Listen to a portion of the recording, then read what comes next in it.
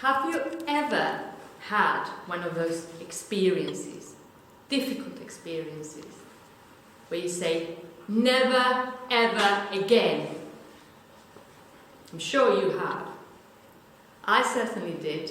Mine is in this box. This box contains one of my fears, the fear of scuba diving. Did you know that it is estimated that in scuba diving sports, the risk of injury is 0.04%. That means that 1 in 4,000 dives ends up in some kind of injury.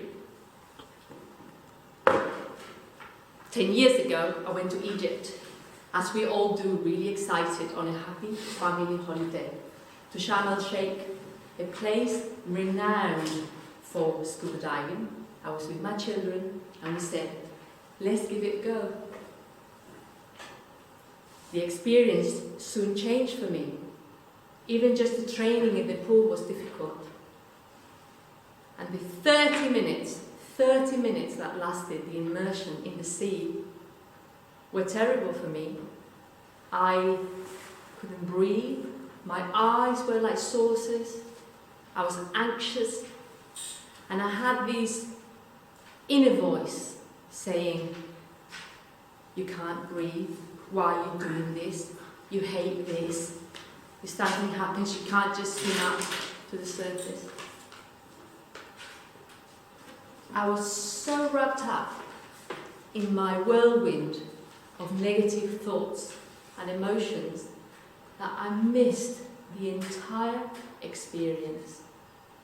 I missed the light shining through the water, the bright colours, the fish, sharing that experience with my children. I just missed the whole thing. When we got up to the surface, I said, never ever again, because of those uncomfortable emotions that I had felt. But of course, sometimes we say never again for the wrong reasons. Who has had their heart broken in this room? When I've had my heart broken, I thought, I'd never fall in love again. And here I am on my second long-term relationship. Life changes. Our circumstances change. We change. And for a while now, I have tried not to let fear be the compass that I use for my decisions. So on a recent trip, because I have the opportunity to travel a lot nowadays, I said, go on, I will give it a go. And there was one key difference, just one, between Egypt 10 years ago and Colombia this year. And that difference was my inner dialogue. And this time I was saying to myself, come on, Susana, just relax, you can do this. If you breathe deeply, you'll be fine. The instructor is there to help you. Don't worry. 5 days the training lasted. Not only did I face my fear, but I managed to get my PADI certificate. So I can now scuba dive whenever I want. Did you know it's really difficult? You have to take off your mask and your jacket and your weights, like 20 meters underwater. And I did it. I did it. During those 5 days, I felt supported. But I didn't feel supported by the environment. I felt supported by myself. And that felt great. I think sometimes, or quite often in fact, in life, we make a lot of decisions out of fear. But I know that I can do really difficult things now if I manage my thoughts and my emotions from a place of maturity, not out of fear. We all of us have one choice.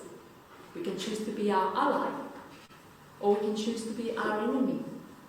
And we can spot what position we're in just by listening to our inner thoughts. And if need be, just change program. But of course, starting to be our ally means having realistic expectations. It means giving ourselves permission to make mistakes, not to please others all of the time. So think about that experience that you thought about at the beginning, just a few moments ago. You will all have yours there. And ask yourself, when I said never again, that experience, did I feel fear? And you can even take this further and ask yourself, in situations that take me out of my comfort zone, what emotion predominates in my mental dialogue? Or when things get out of hand, do I support myself or do I reproach myself? Ask yourself those questions. Because when we're ready to fail, that dreaded word, fail, and be vulnerable, that is one of the most beautiful things we can do in life, is be vulnerable. We can open our Pandora's box. We can look at our fears straight. We can be brave, take a step forward and just leave them behind.